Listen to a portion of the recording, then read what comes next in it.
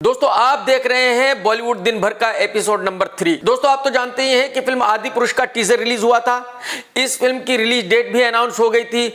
उसके बाद इस फिल्म को पोस्टपोन किया गया था क्योंकि इस फिल्म के टीजर रिलीज होने के बाद ही हंगामा हो गया था और लोगों ने इस फिल्म का विरोध करना शुरू कर दिया था। तो अब इस फिल्म की दोबारा से शूटिंग चल रही है, दोबारा से वीएफएक्स किया जा रहा है, रावण राम हनुमान सबके लुक चेंज किए जा रहे हैं, यानी कि फिर से इस फिल्म पर पानी की तरह पैसा बहाया जा रहा है। और यही वजह है कि इस फिल्म के बजट को 100 करोड़ रुपए बढ़ा दिया गया है। तो जैसे कि मैंने बताया कि इस फिल्म की शूटिंग चल रही है और एक दिन प्रभास शूटिंग करते करते बेहोश हो गए थे। फौरन ही उनको हॉस्पिटल में भर्ती कराया गया और डॉक्टरों ने प्रभास को हॉस्पिटल में ही रखा हुआ है। डॉक्टर जानना चाह रहे हैं कि भाई ऐसा क्या हुआ था कि प्रभास बेहोश हो गया था। भाई डॉक्टरों का तो मुझे पता नहीं कि उनको क्या पता चला प्रभास क्यों बेहोश हुआ, लेकिन हाँ मैं ये कह सकता हूं कि जितने दिनों से प्रभास इस फिल्म की शूटिंग कर रहा है उनका बेहोश होना बनता ही है। एक्चुअली प्रभास शूटिंग करते हुए ये सोच रहा होगा कि भाई जो पहली फिल्म बनी थी वही बहुत वाहियात किस्म की थी और ये जो दोबारा शूट हो रही है ये उससे भी ज्यादा वाहियात किस्म की फिल्म बन रही है।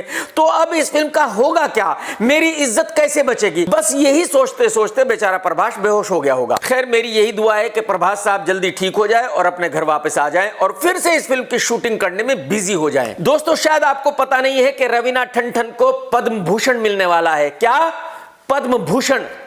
क्या कोई मुझे बता सकता है कि रवीना टंडन ने इस देश के लिए ऐसा क्या किया है, कौन सा तीर मारा है जिसकी वजह से रवीना टंडन को पद्म भूषण दिया जा रहा है? और आपको पता है कि पिछले साल करण जौहर को पद्मश्री दिया गया था। वो करण जौहर जो 24 आवर सेक्स के बारे में बातें करता है, आगे से पीछे से लेने देने के बारे में बात करता है, जिसके दिमाग में सेक्स के अलावा और कुछ भी नहीं होता, उस डबल ढोलकी को पद्मश्री दिया गया था।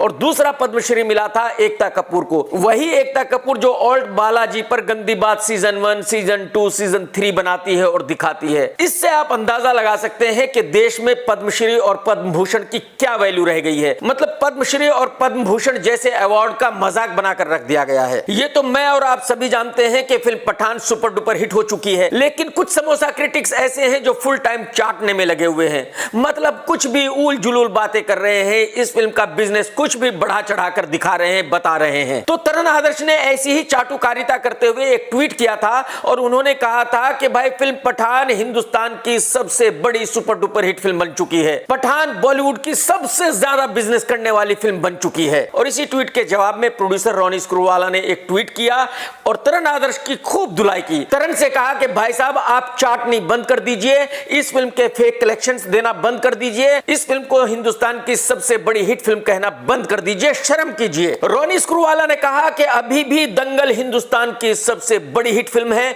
सबसे ज्यादा बिजनेस करने वाली फिल्म है।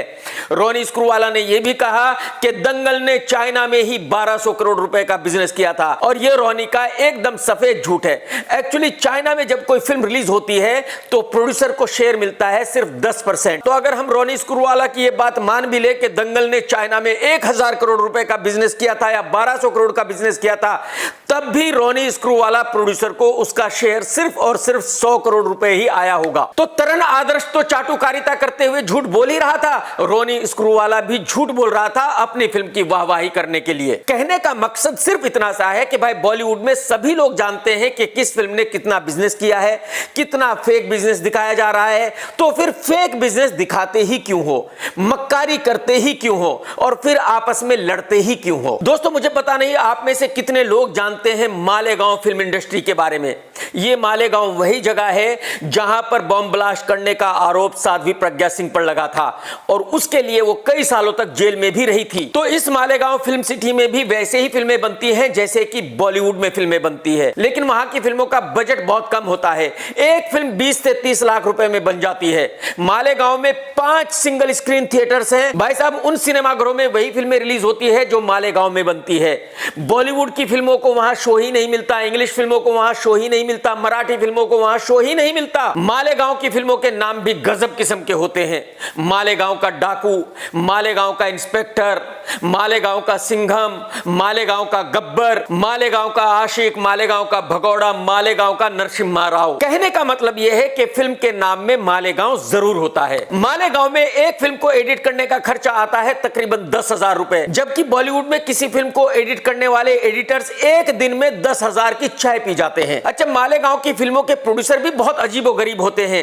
कोई फर्नीचर की दुकान चलाता है, कोई चाय की दुकान चलाता है, कोई सुपरमार्केट चलाता है, कोई ठेली लगाता है, कोई भी प्रोड्यूसर बन जाता है। और वहां के टेक्नीशियन भी वैसे ही होते हैं। कोई कारपेंटर एडिटिंग का काम करता है, कोई प्लम्बर कैमरामैन का काम करता है, कोई मैसन लाइटमैन का काम करता है, मतलब कोई भी कुछ भी काम करता है। अच्छा, जो मालेगांव फिल्मों के सुपरस्टार्स हैं वो भी बहुत ही कमाल के लोग हैं। कोई खेती करता है, कोई नारियल पानी बेचता है, कोई किसी रेस्टोरेंट में वेटर का काम करता है। लेकिन ये सभी एक्टर साल में 5 से 10 फिल्में कर लेते हैं, यानी कि पूरे साल में 10 से 12 लाख रुपए कमा लेते हैं। इसका मतलब ये हुआ कि इन सुपरस्टार्स की इनकम 1 लाख रुपए महीना तकरीबन होती है। और जो बॉलीवुड के एक्टर हैं उनके तो मेकअप मैन की ही एक महीने की 10-12 लाख रुपए इनकम होती है। तो आप अंदाजा लगा सकते हैं कि कितना डिफरेंस है। जो निर्माता मालेगांव में फिल्में बनाते हैं उनके पास 3 ऑप्शन होते हैं उन फिल्मों को रिलीज करने के। पहली चॉइस तो यही होती है कि वहां 5 सिंगल स्क्रीन थिएटर्स हैं तो उनमें रिलीज कर सकते हैं। दूसरी चॉइस ये होती है कि जो घरों में केबल टीवी आता है उस पर रिलीज कर लेते हैं। तीसरी चॉइस ये होती है कि वो YouTube पर रिलीज कर देते हैं। जो मालेगांव की फिल्मों की कैटरीना कैफ, दीपिका और ऐश्वर्या राय हैं वो भी कमाल की लड़कियां हैं भाई। वो सब भी पार्ट टाइम एक्टिंग करती है। कोई किसी ऑफिस में काम करती है, कोई वेटरेस है, कोई कहीं चाय की दुकान चलाती है, लेकिन साथ ही फिल्मों में भी काम करती है। मतलब ये कमाल की इंडस्ट्री है और यहां खूब धड़ल्ले से फिल्में बन रही है। तो आप लोग भी मालेगांव जरूर जाएं और इस इंडस्ट्री को जाकर जरूर देखें। कम से कम एक दिन के लिए तो देख ही लो यार। टेक केयर दोस्तों, जय हिंद, वंदे मातरम, सत्यमेव जयते।